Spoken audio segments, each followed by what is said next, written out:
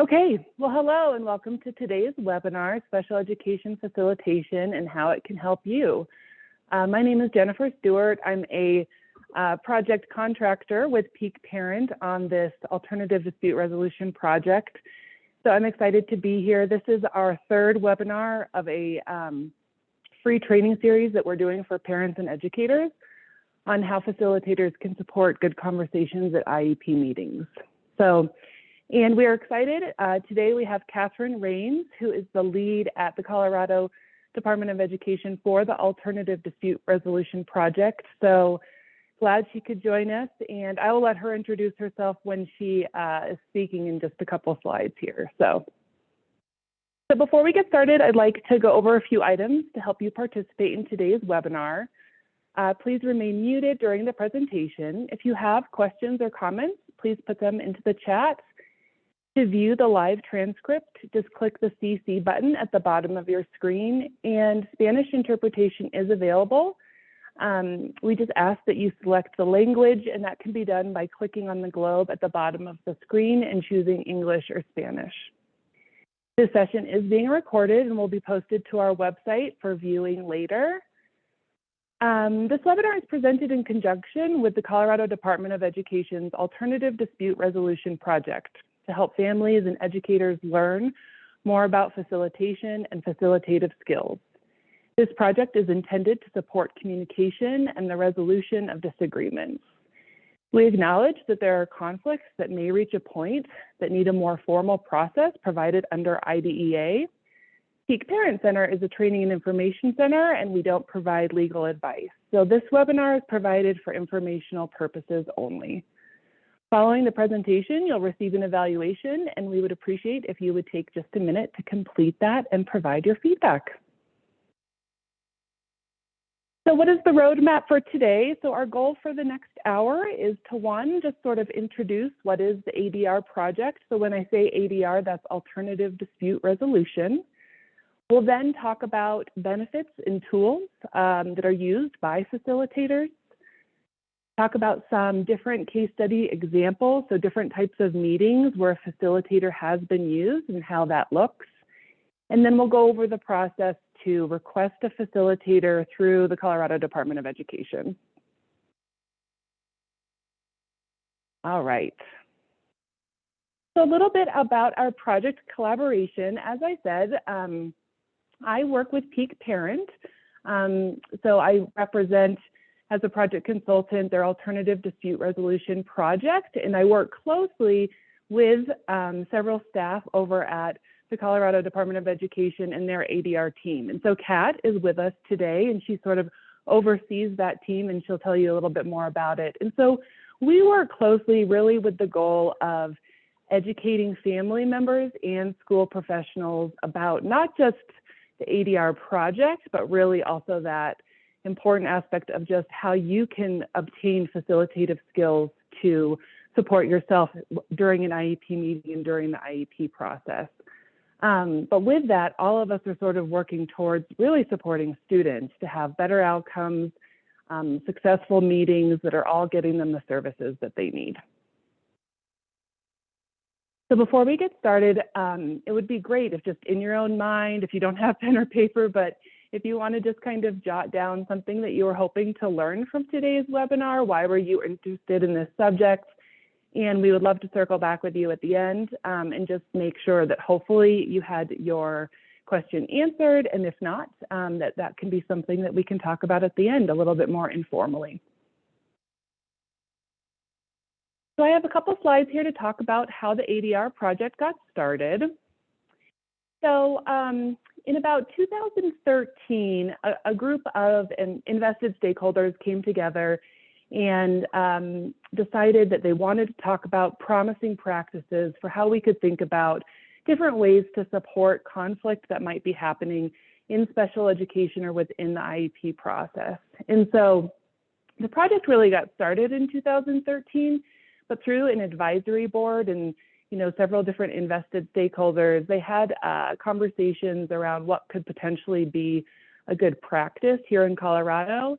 And so in 2017, they decided that facilitation was sort of the answer to that. And so in 2017, we had facilitators come on board with really the mission to provide a funded support system and toolbox of options for all special education stakeholders in order to increase a more collaborative IEP process and improve relationships.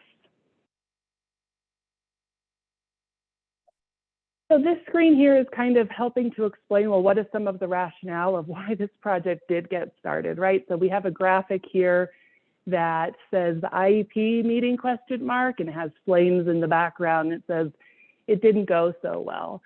So we know that there was a lot of conflicts related to special education, especially around the development of an IEP.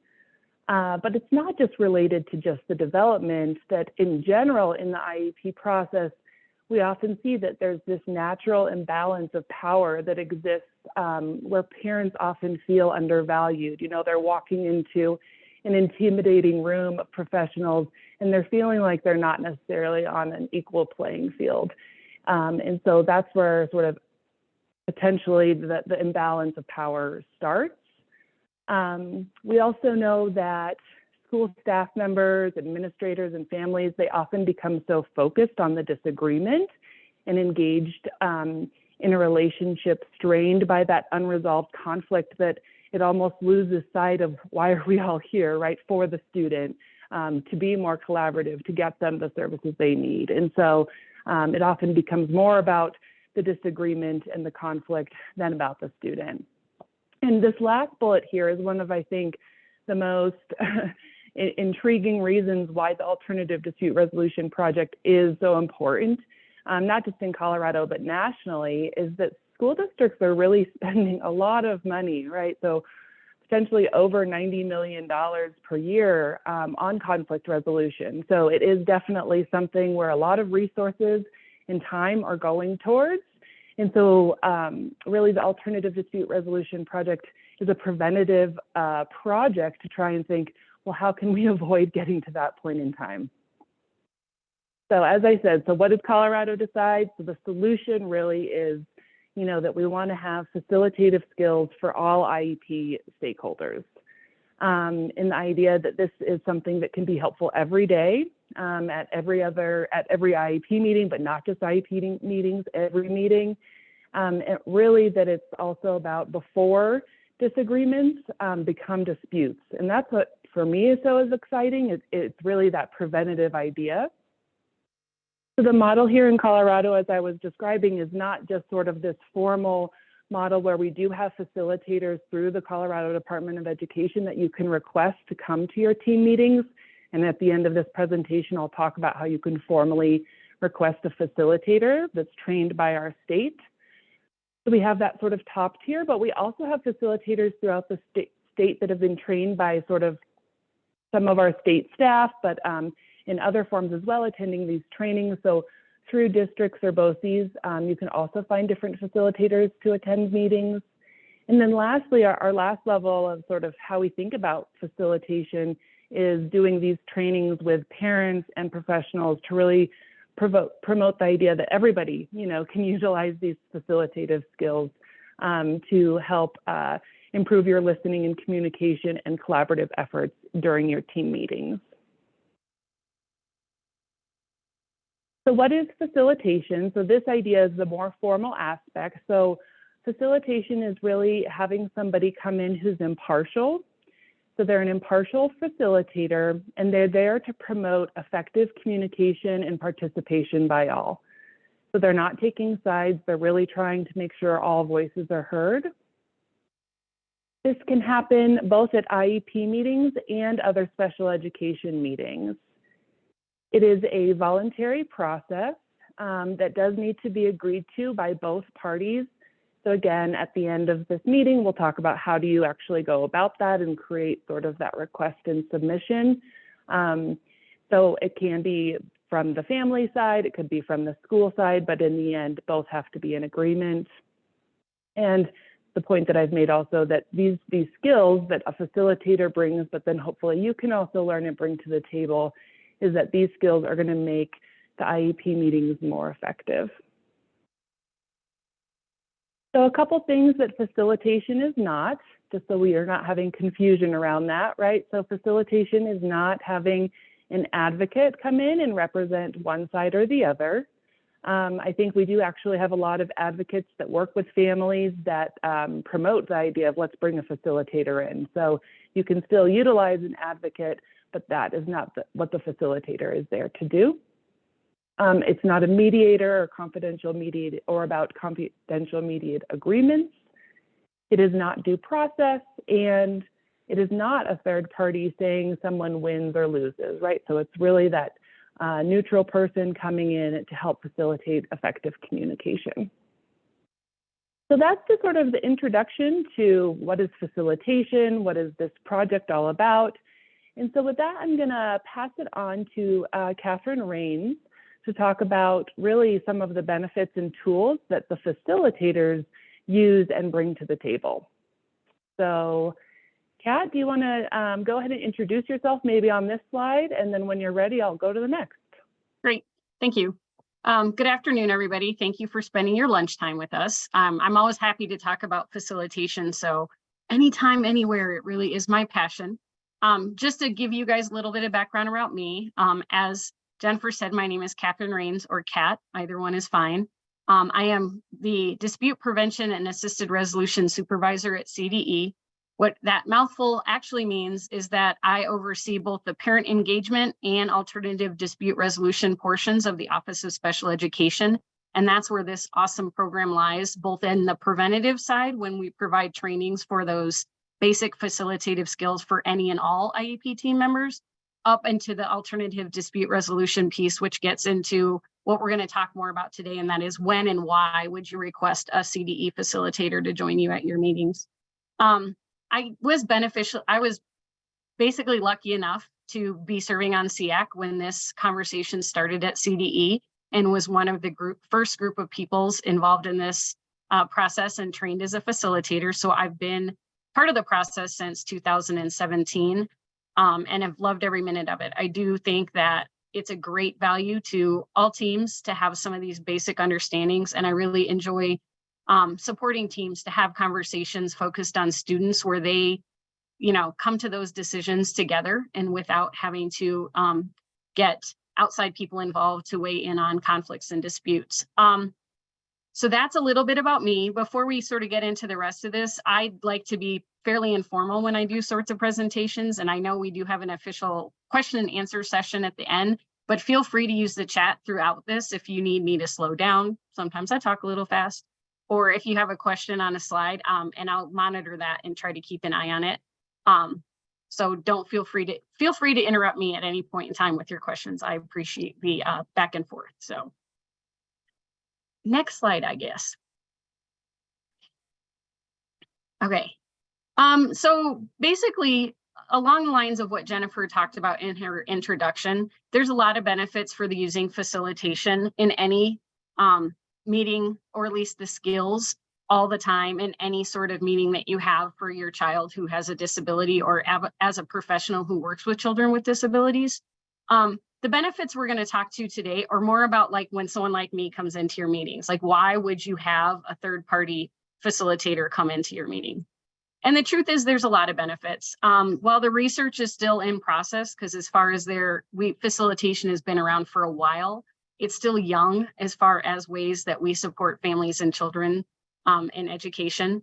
But according to the American Bar Association, parties, and basically based on what I see too in my meetings, one of the biggest things of using a facilitator is in lieu of other supports that are available, is that facilitation provides support, but the parties, the people that know the student, that work with the student, that are raising the student at home, are still able to decide the outcomes and control sort of what that IEP looks like, right? The decision-making still rests with them. The second thing is that bringing a facilitator into a meeting, especially when disagreements first start, or even as a preventative way when you think there's a conflict that could come up around a certain area, really fosters those continuing positive relationships on IEP teams. We know that these relationships in some cases have to be are in place for a really long time, especially in areas where there's not as many different schools or there's not as many different special education staff. You know, sometimes parents work with the same professionals to support their kids for the whole 18 years they're in the public school system. So having good working relationships is really important, and facilitation can help keep relationships positive, or if they've started to break down a little bit, help teams rebuild. So that's another thing that I really like to support when I come into places as a facilitator. Facilitation is different than some of the other options for dispute resolution that parents have, as in it deals with the emotional part of the conflict, not just the legal aspects. A lot of times when I come into a team and work with them, it turns out that some of the issues in the conflict really isn't about anything right or wrong that the law would help resolve. It's more about breakdown in communications, breakdown in information sharing, conversations or IEP meetings that didn't go well, and things like that. And a facilitator can really come in and help refocus the conversation and refocus the team back onto the student and help walk through some of those conflicts before they get so bad that someone from an outside agency needs to come in and tell someone who's right and who's wrong.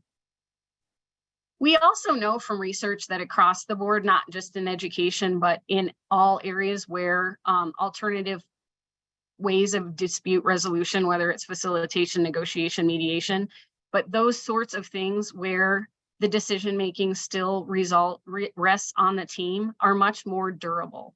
And that means they're more lasting and people tend to support them better. And the last one is important, though it's not what I tend to focus on the most, but that really big number that Jennifer mentioned, that $90 million in cost, is actually really old. It's several years old right now. So my assumption based on just the last few years is that what we're spending is a lot more than that right now as a nation on dispute resolution.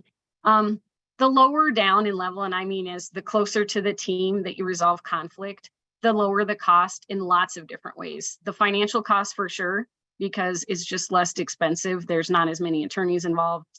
Typically it doesn't take as long, but the emotional cost and the human cost of not spending so much time sort of trying to figure out who's right and who's wrong, but really resuming our focus on the student can be much less wear and tear on the team as a whole, parents, teachers, professionals, everything like that. So it really is just a more effective and efficient way to help IEP teams work through different conflicts.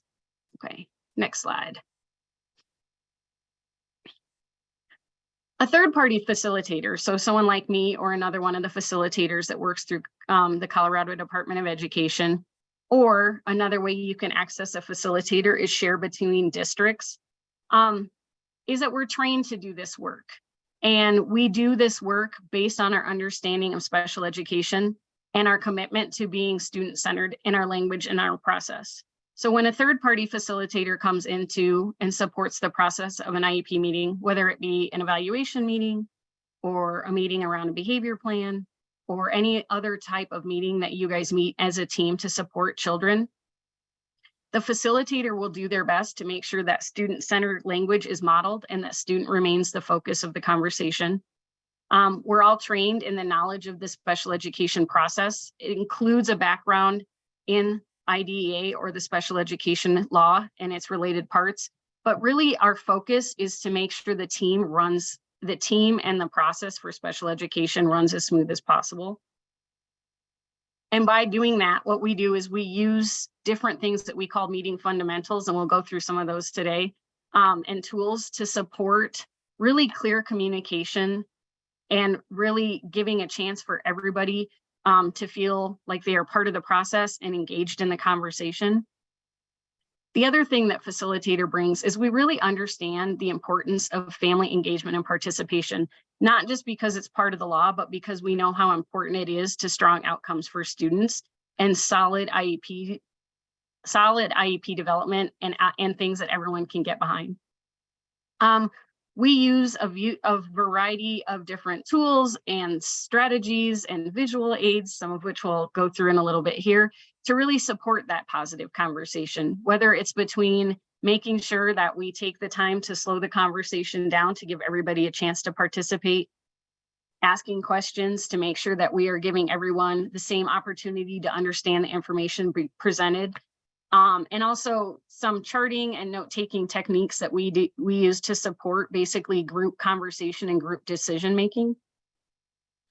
And all of these things basically lead us towards one thing, and that is techniques that we use to help a team move towards consensus. Next slide.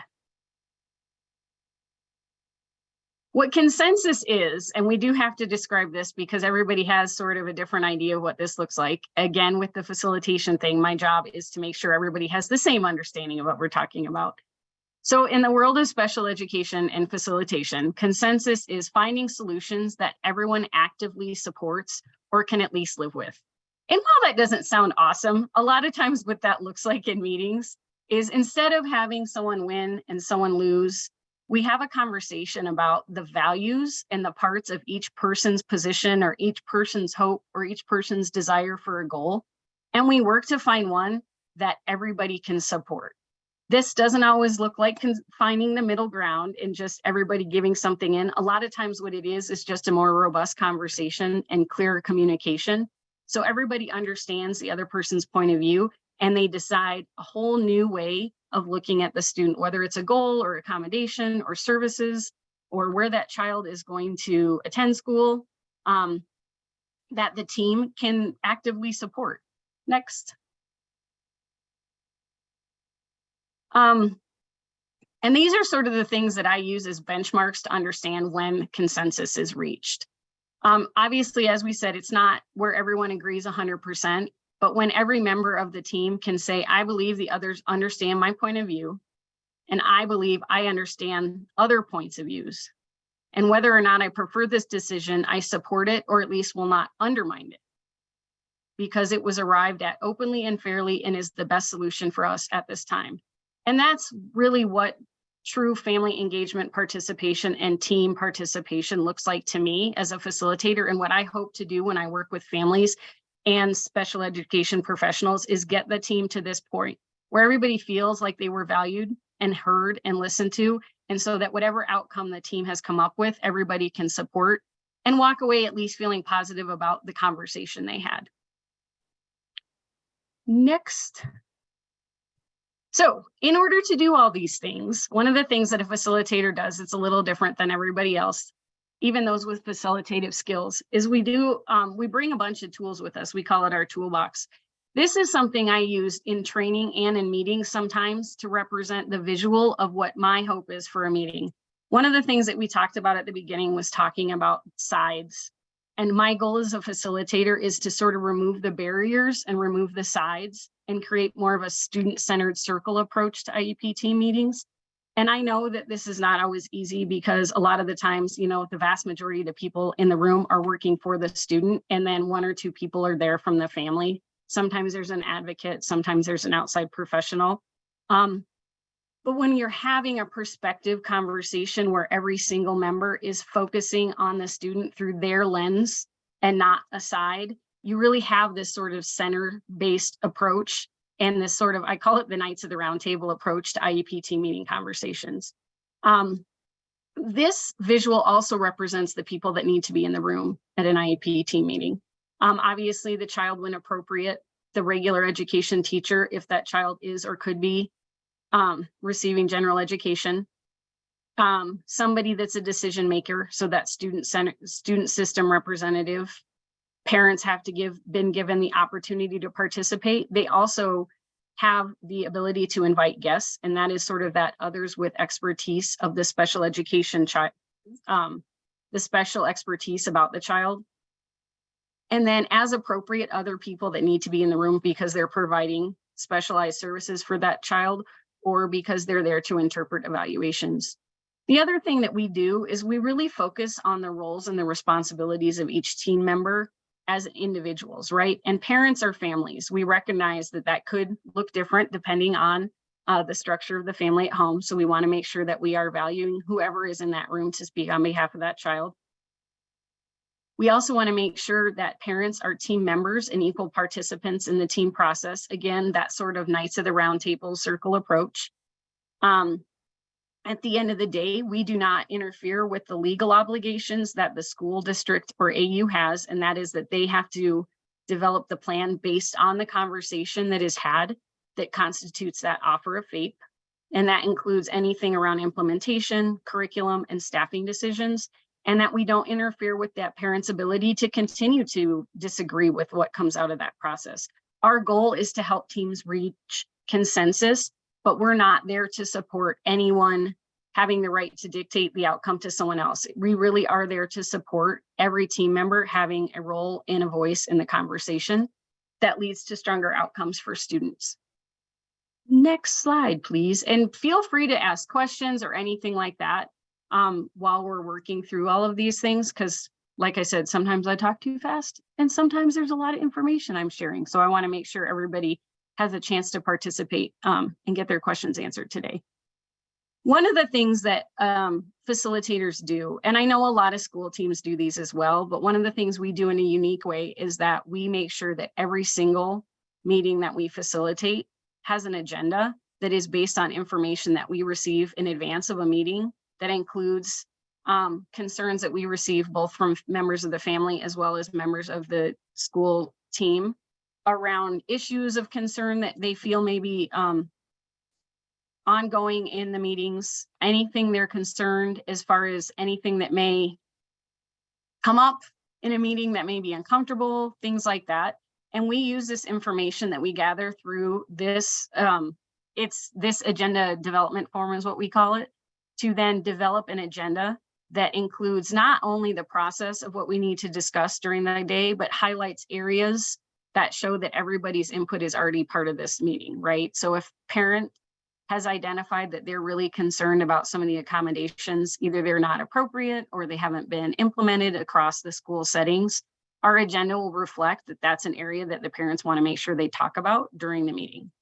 Equally, if there is a student service provider, whether it's a teacher or a mental health professional or something that has a goal that they're working on with the student, and they are concerned that it needs to be adjusted, either the child's progress has been so great that they need to adjust it so that he or she has more work to do in that goal year, or again, maybe it's being adjusted because what they worked on and what they designed to use to implement that goal isn't working so far. We reflect that in the agenda because that's the first place that everybody can feel like they're part of the conversation. And that's one of the things as facilitators we want to ensure from the before meeting process through the end is that everybody feels like they're a team member and feels like they have an opportunity to participate. We also know that that agendas help everybody have a better understanding of what a meeting is going to look like in advance. And when people are more prepared for a meeting, their anxiety level can go way down, which also supports better communication and better decision making. It also gives everybody a plan, and it gives us as facilitators a way to help people stay focused on the student and the things that we have to talk about by having a visual that everybody was given in advance.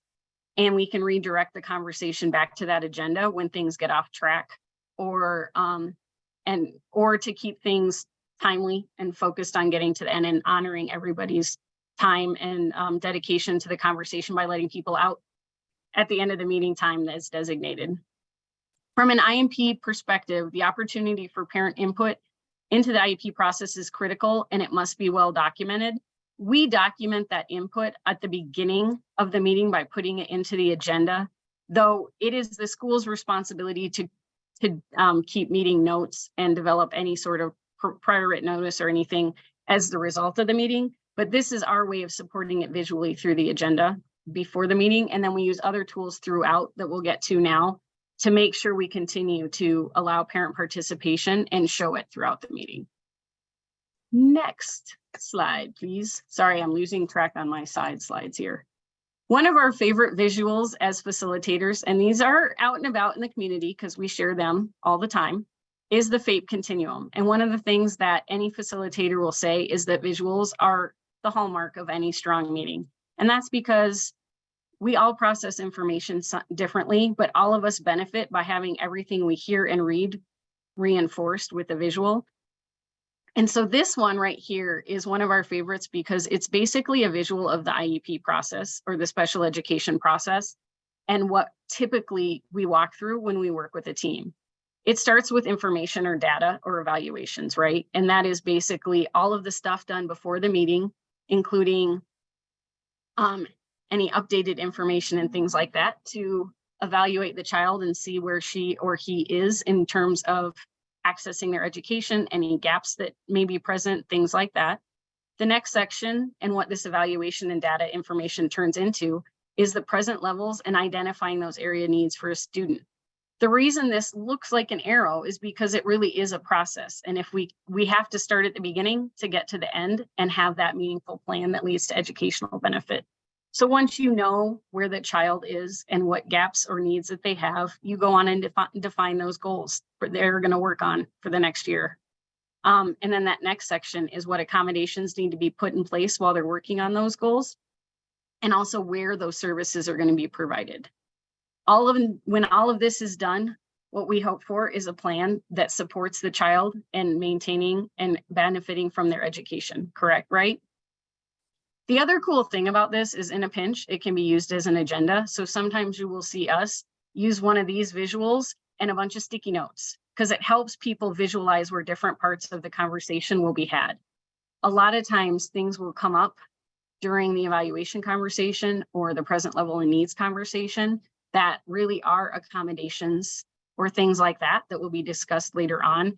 This is a really great tool and a great visual for facilitators to show everyone on the team when we're going to get to that part of the conversation. And it allows us to focus on doing this process from beginning to end without missing something that's important to someone on the team. So if you've ever had me, you will see lots of sticky notes and lots of dry erase markers when it comes to this FAPE continuum. Next one.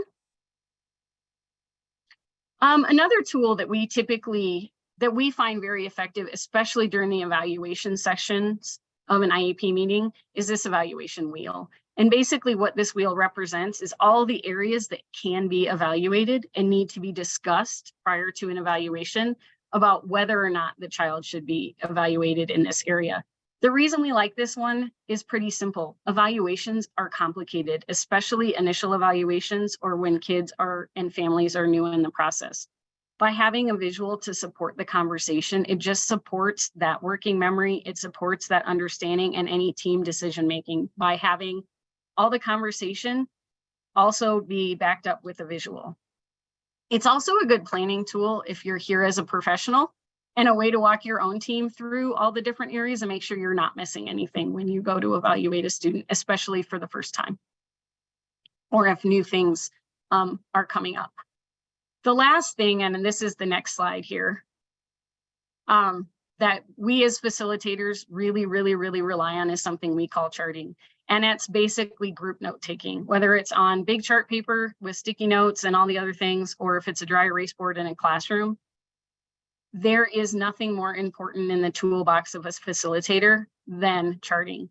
And really, one of the reasons why is it supports group memory. When we as people meet in teams and have conversations, one of the things that we take away from it is what we heard from our own perspective. But when we have a visual up on a board that's a representation of everybody's conversation, it really cements the whole of the meeting and helps us really visualize as a team what we came up with for that child. It also helps to strengthen full participation in meetings. A lot of times, especially when we're worried or anxious or we have some concerns about something, it's hard for us to participate fully in a conversation because we have a lot of stuff in the back of our head that's sort of mind chatter, keeping us from participating fully in a conversation. And charting helps stop that because it puts things up in a visual capacity up on a board and lets us know that we've been heard and valued. And it really reinforces the speaker. And so that's something that you will see facilitators do all the time. And it also gives you a chance to participate because once it's visual and up on the board, you're like, good, that part's done. I can move on to the next part. And it's really interesting how little things like markers and sticky notes and chart paper can do so much for a conversation. But when a facilitator comes in, that's one of the things that we rely on most. And I think the longer I've done this work, the more I feel that this is so necessary because I have yet to have a meeting where this piece didn't make a difference. Okay, so the next set of slides, we're going to talk a little bit about when to use a facilitator. A lot of people, because we've been doing the trainings for a while, there's a lot of people all over the state, whether it's parents or professionals in the schools or at the district levels, that have had some sort of facilitation training, whether or not that's like a smaller session at a conference or a one-day training that's the basic facilitation skills, or the full 3-day training that we offer to support someone becoming an actual facilitator. When you bring one of us in from CDE, it's a little bit different because we are a full-on neutral. We don't work for any district. We don't work for any family organization. We really are there just to support the process and the conversation for the student.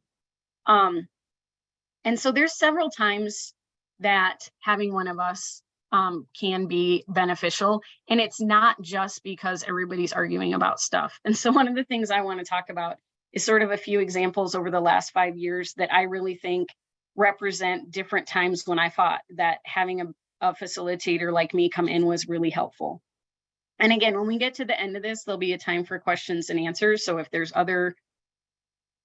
if you have any questions about other times that a facilitator could be useful, or any specific questions you want to ask me about using a facilitator, that would be awesome as well. Next slide. So the first are the types of meetings we can facilitate and the types of meetings we can't, just before we get into the specific cases. So as I mentioned before, facilitators can attend any special education meeting. And that is for a student that is being served on an IEP or may be served by an IEP, which includes initial eligibility meetings. So we can attend evaluation meetings, eligibility meetings, IEP meetings, additional meetings, including manifestation determination meetings, meetings about behavior plans, but it has to be linked to a child who is being served or may be eligible to be served through an IEP. Facilitators cannot attend 504 meetings unless they're sort of a direct result of an evaluation meeting. We happen to still be there. Truancy meetings, parent-teacher conferences, or sort of those meetings that can happen even though the child has an IEP, but they're not part of the IEP process and they're part more of the general education environment, district policies, practices, and the school itself. That's sort of where we have to draw the line. But really, truly, we can show up to any of those special education related meetings. Next. So the first example of a meeting where it can be really helpful to have one of us come in and support you is large or complicated meetings. These meetings can include a number of guests or additional staff member for the district. So if there's a bunch of new evaluation material that's been done, and so there's going to be outside providers, or an IEE is being reviewed, which is an independent educational evaluation, or additional staff members are being brought in to interpret data or things like that. These meetings in and of themselves can become more complicated just because of all of the information that's going to be on the agenda, as well as just all the different people that are going to be participating. And so having a facilitator come in to run the meeting just takes the burden off those members of the IUP team and puts it on us. We provide that structure around the outside of the meeting and agenda to keep everybody focused on. And it really just allows the team members to stay focused on the student and their needs and the information and things like that. And nobody has to worry about the clock and all of those other things that we can do for you. One of the best examples of that I had was a meeting where I think all in total, there ended up being about 27 people involved. It was a meeting that was really complicated, and the student had people both inside the school district staff as well as people from outside there to support them, including, case managers, outside mental health professionals, a lot of different school staff that included, supervisors for different pieces of the information they were talking about, as well as the out of district placement coordinator, and parents were on cell phones and advocates were on conference calls and things like that. And one of the things I did when I was in there was really just keep control of all of these people and all of their roles and make sure that we participated one at a time and stayed focused on the student. There was really no conflict there, but because of just how complicated it was in a position where it really could have gotten conflicted pretty quickly. So that's one example. The next example is sort of a preventative way. But also, this is one of the ones where I think that we can do the most benefit early on. And that is, if the family hasn't been feeling heard by the school team, or they feel the meetings are rushed and they're not getting their questions asked, or they're not being able to provide input, it's a good time to bring a facilitator. It could be a good time to bring a facilitator in, especially if everyone agrees. And basically what we do in these situations is that we slow the meeting down. We give everybody a chance to ask questions. We ask a lot of clarifying questions to make sure that terms are defined, information is easy to listen to and understand. And again, we do the charting that makes sure that everybody feels valued and creates that group memory. And again, what we're always there to do, we support the team to remain focused on the student and their needs. I have tons of examples of meetings like this because this is a lot of what we do. But basically any time where we get to and a lot of times these meetings come at the end of an evaluation meeting where they looked at a whole bunch of new information and they just didn't really feel, the parents don't feel like they got their questions answered, and the team wants to hurry up and go on to the next step, or at least that's a perception of the family. This can be a good time to call a facilitator in to support making sure those questions get answered and that everybody is in the same place when you move on to the next step of developing that IEP. Next one. And then example 3 is sort of where a facilitator can help when there's specific issues of conflict and maybe some of the relationship is becoming more strained and the conflict is progressing a little bit longer, but the team really still wants to be, is still vested in being the decision makers for the student, and they're not ready to take it to the next level of getting an outside person in there, like filing a state complaint or a due process. And these things vary all the time too. This is probably my next most frequent meeting, but when specific issues start to become areas of conflict for families, obviously they could include the use of specific curriculum to address reading disability or delays. Other things that frequently come up are service minutes and what they look like. The implementation of accommodations within the school setting. These are just things that come up a lot at different meetings, or sometimes are the reasons why we're requested. And the reason why a facilitator can help in these circumstances is we, again, slow that meeting down, but we also, what we do is we provide space, and that is being third-party neutrals in the process. We haven't been there for any of the previous conversations, and we have no decision-making authority. We don't have any stake in the outcomes, except for the fact that we're there to support the student and the team staying focused on their needs. And so we give people the opportunity to voice their concerns in a productive way, and we create a protective, safe environment so everybody feels safe to do so. We also help teams identify different ways to support kids, alternative solutions. If, you know, family is very focused on one specific service and the school is really focused in on another, is there a third one they haven't even considered that could contain portions of what the family wants as well as portions of what the the school team thinks would be helpful? And we use these sort of alternative solution conversations to help teams reach consensus while remain focused on the student's needs in the future, instead of spending a lot of time talking about the past and where things may have gone wrong at previous meetings. Again, this one is another one that comes up a lot, and there's other ways and other times when a facilitator could be beneficial, but these are sort of the top 3 buckets that I would say I spend most of our time in, my time in as a facilitator, and think that we can be beneficial in these settings as well. Any questions for me? I think that's the end of my section. Or Jennifer as well. It is. Yeah, no, thank you. And we only have a few more slides just talking about how to request a facilitator, but we did want to just pause here just because Kat just spoke and she shared so much about the tools and different examples. So we thought we would just pause. If you have any questions or you'd like to unmute or raise your hand, we thought it could just be a nice time to have a little bit of dialogue before we wrap up. And while I'm giving everybody sort of a chance to process and put your question in the chat or raise your hand, there's a couple of things too that when you request a facilitator are not required, but there's certain things to think about that can also help. One of the coolest things about requesting a facilitator is that we're there to support either the maintenance of positive relationships or the rebuilding of them if they've started to fray a little bit because of conflict. And if you're thinking about requesting a facilitator for your next IEP meeting, whether or not you're the parent in this situation or you serve the child at school or work for the district, we always recommend, if the relationship is still in a place where this can be helpful, is ask the other person, if you're the parent and you think a facilitator could be helpful, ask the case manager or the coordinator that works with your student, hey, I know the last meeting didn't feel great. What are your thoughts on getting a facilitator from CDE for our next meeting just to help us through these parts where we're not agreeing? A lot of times that can be the first step in supporting the ongoing relationships and helping to rebuild some of the trust that can be derailed during a meeting that doesn't go so well because it's either not productive or people get emotionally heated and say things that aren't always nice or positive. Let's see other things while we still have a few minutes. I know these lunch ones are, go ahead.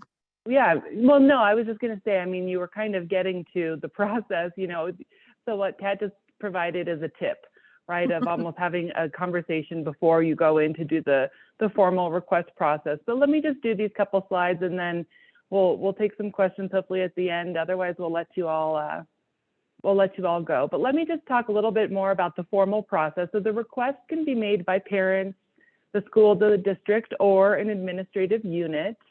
And as we mentioned earlier, both parties must agree to the facilitation. So that's what Kat was kind of talking about, and maybe just having an informal conversation before somebody creates a submission, because after the submission goes in, a facilitator will be assigned and they'll contact the district and parents to make sure that there's a mutually agreed upon decision as well as mutually agreeing upon an agenda. And so the facilitator can help to get to that point, but again, it's just kind of a conversation can happen before. That's obviously ideal. So before in-person meetings, there will have to be an agreement to participate in a facilitation signed by both parties, and that's also required verbally if it's going to be a virtual or a hybrid meeting. So the way that you do this is pretty easy. So it's just requesting through this red button. It's a smart sheet form. It's on the CDE website, which is found under SPEDLaw/ADR. So you could just Google, alternative dispute resolution in Colorado, and it will take you to this website as well. So pretty easy to make a formal request just through clicking on this red button here. You can also request a training or more information by contacting Kat, who's with us today. So her contact information is right here.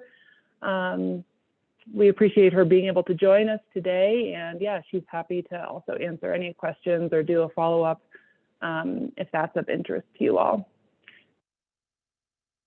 A couple other slides of just, oh, go ahead. I was just going to say, if anybody on the training today has a burning question that they're not comfortable asking in a training setting, you can always email me or call me directly, and I'm happy to schedule a follow-up conversation with you as well. Perfect. Yeah, so just this page, a couple other resources for you. Peak Parent, not only does CDE have a lot of resources related to this topic on their website, Peak Parent also has a alternative dispute prevention resources website with a lot of work that's gone into that to answer sort of frequently asked questions. So if you haven't visited that, it's peakparent.org/ADR. And just some other nice resources from an organization called Cadre that has done a lot of work around different, dispute resolution options. So let's see, with that, here's my contact information.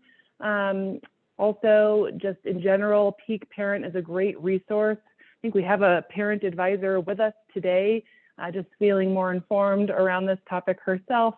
But that's really sort of the go-to. When you have questions or something is coming up, we really recommend reaching out to a parent advisor as a first start, and they are full of resources and can point you in that next direction. I want to just say thank you so much for joining us. After this, you will receive an evaluation. So to help us improve our offerings, we would love if you would take a second to fill that out. So just on behalf of CDE and Peak Parent, I want to say thank you for joining us, but I'd love, to open it up if there are any questions or comments before we go today.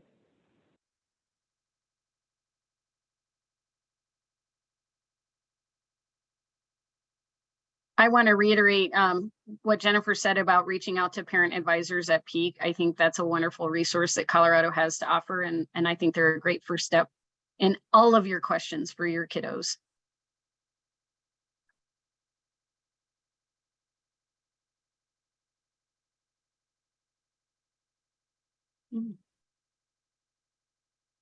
Okay, well, hopefully we answered your questions or your reason today for coming, hopefully was fulfilled. And thank you so much. Hopefully we'll see you. So in this upcoming spring, we'll be offering several more webinars related to this topic to keep filling you in on this important work. So thank you again for joining us. Have a great rest of your day. Thanks, everybody. Have a good day.